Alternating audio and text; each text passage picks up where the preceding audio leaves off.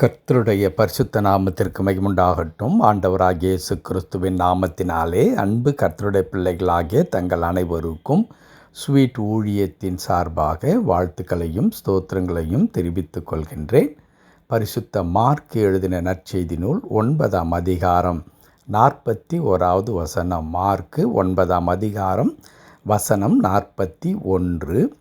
நீங்கள் கிறிஸ்துவினுடையவர்களாய் இருக்கிறபடியினாலே என் நாமத்து நிமித்தம் உங்களுக்கு ஒரு கலசம் தண்ணீர் குடிக்க கொடுக்கிறவன் தன் பலனை அடையாமற் போவதில்லை என்று மெய்யாகவே உங்களுக்கு சொல்லுகிறேன்.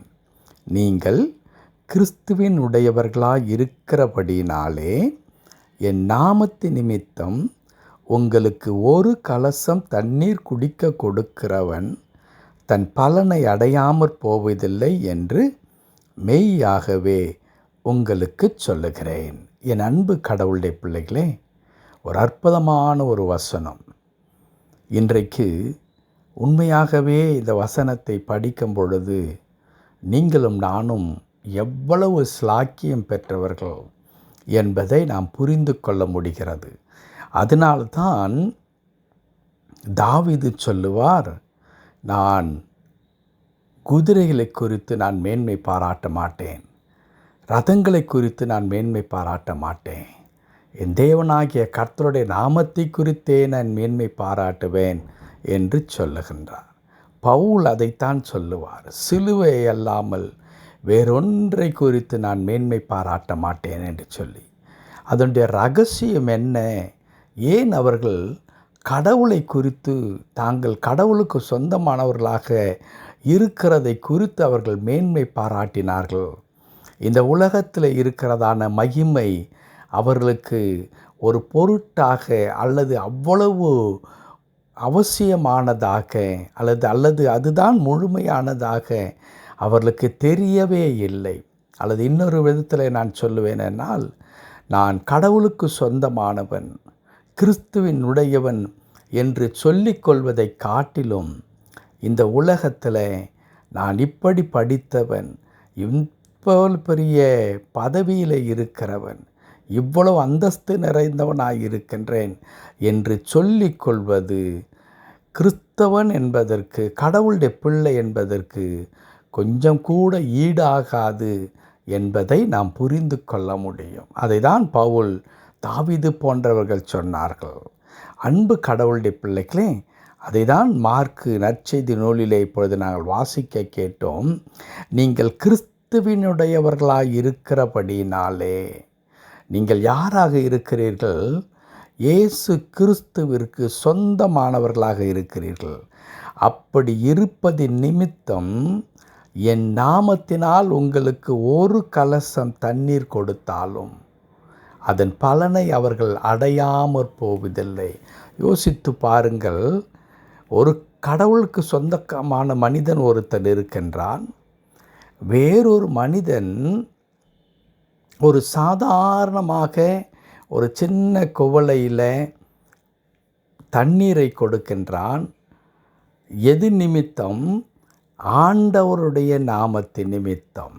கடவுள் சொல்லுகிறார், அப்படி உனக்கு அந்த மனிதன் செய்தபடியால் நான் அவனை ஆசீர்வதிக்காமல் இருக்கவே மாட்டேன். நான் ஏன் அவனை ஆசீர்வதிக்க வேண்டும்? காரணம், அவன் உனக்கு தண்ணீர் கொடுத்திருக்கின்றான், உன் தாகத்தை தீர்த்திருக்கின்றான். அப்படியானால் என் அன்பு கடவுளுடைய பிள்ளைகளே, நீங்களும் நானும் கடவுளுடைய பிள்ளைகளாக இந்த உலகத்தில் இருக்கிறோம் என்பது எத்தனை ஒரு மகிமைக்குரிய ஒரு காரியம். எவ்வளவு சிலாக்கியம் பெற்றவர்களாக நாம் இருக்கின்றோம். நமக்கு ஒரு மனிதன் ஒரு சின்ன ஒரு குவளையிலே தண்ணீர் குடிக்க கொடுத்தால் கூட போதும். கடவுளால் அந்த மனிதர் நிச்சயமாக என்ன செய்யப்படுவார்? ஆசீர்வதிக்கப்படுவார். என் பிள்ளைக்கு நீ கொடுத்திருக்கின்றாய், என் பிள்ளைக்கு நீ உதவி செய்திருக்கிறாய் என்று சொல்லி ஆண்டவர் அவர்களை ஆசீர்வதிப்பாராம். அப்படியானால் உங்களுக்கும் எனக்கும் இருக்கின்ற ஒரு மாபெரும் சிலாக்கியம் என்ன? நான் கிறிஸ்துவினுடையவர்களாய் நாம் இருப்பது. இந்த காலை நேரத்தில் நாம் சிந்தித்து பார்க்கலாமா? நான் கடவுளுடைய பிள்ளையாக நான் இந்த உலகத்தில் இருக்கின்றேனா? நான் கடவுளுடைய பிள்ளை, நான் கிறிஸ்துவினுடையவர்கள், கிறிஸ்துவுக்கு சொந்தமான மகனாக நான் இந்த உலகத்தில் இருக்கின்றேன் என்பது எவ்வளவு அற்புதமான ஒரு அனுபவம். காரணம், நம்மை ஆசீர்வதிக்கிறவர்களை ஆசீர்வதிக்கிறவர் நம்முடைய ஆண்டவர். நம்மை சபிக்கிறவர்களை சபிக்கின்ற ஆண்டவர் நம்முடைய ஆண்டவர். ஏன்? நாம் யாராக இருக்கிறோம்? கிறிஸ்துவினுடையவர்களாய் தம்முடைய ஜனங்களுக்காக வைராக்கியம் கொள்ளுகின்ற ஆண்டவர். ஆகவேதான் ஆண்டவர் இன்னொரு இடத்துல இப்படி சொன்னார், உன்னை தொடுகிறவன் என் கண்ணின் மணியை தொடுகின்றார். என் அன்பு கடவுளுடைய பிள்ளைகளே, கடவுள் இந்த உலகத்தில் ஒரு ஆசீர்வாதத்தின் வாய்க்காலாக உங்களையும் என்னையும் ஆண்டவர் வைத்திருக்கின்றார். மேபி இந்த உலகத்தில் நீங்கள் மற்றவர்களுக்கு சமமாக பொருளாதாரத்தில் நீங்கள் ஈடு கொடுக்கிறவர்களாக இல்லாதிருக்கலாம். இன்னும் கல்வியில் மற்ற அந்தஸ்துகளில் நீங்கள் அவர்களுக்கு நிகரானவர்களாக இல்லாமல் இருக்கலாம். ஆனால் ஒன்று உண்டு உங்களிடத்தில். அது என்ன?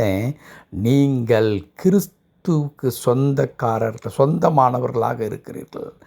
அந்த ஒரு காரணத்து நிமித்தம் உங்களுக்கு யாரெல்லாம் தயவு பாராட்டுகிறார்களோ, உங்களுக்கு யாரெல்லாம் இறங்குகிறார்களோ, அவர்கள் எல்லாரும் கடவுளால் ஆசீர்வதிக்கப்படுவார்கள்.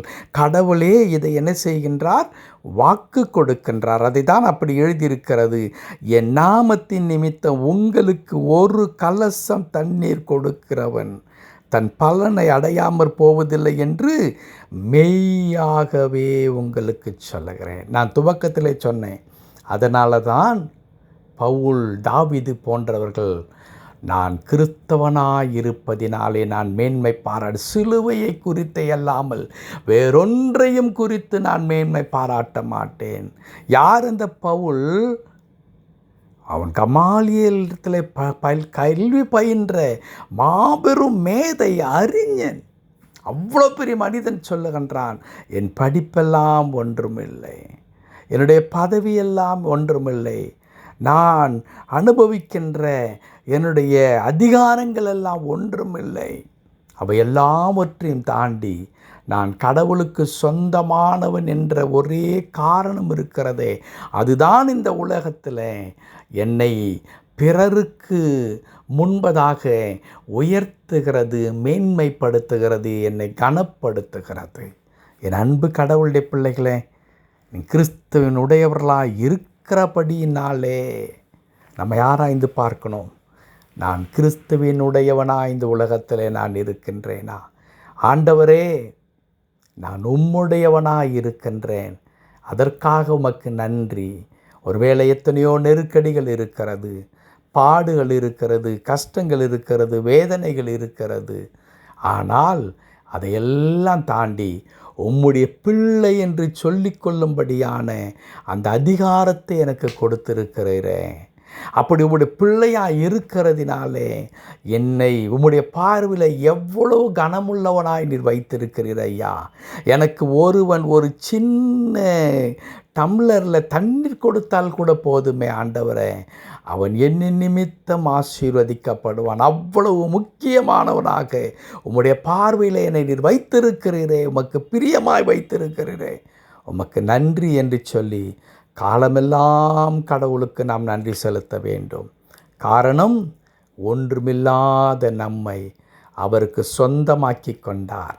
அவருக்கு சொந்தமானவர்கள் என்ற ஒரே காரணத்தினாலே நம்மை அநேகருக்கு ஆசீர்வாதமாய் வைத்திருக்கிறார். கடவுள் தாமே அப்படி ஒவ்வொரு நாளும் அல்ல, நம்முடைய இறுதி மூச்சு வரையிலும் கிறிஸ்துவின் உடையவர்கள் என்கிறதான அந்த மாபெரும் கிருபையை நாம் இழந்து விடாதபடிக்கு நமக்கு பலனை தந்து கடவுள் நம்மை வழி நடத்துவாராக. ஆமேன், ஆமேன்.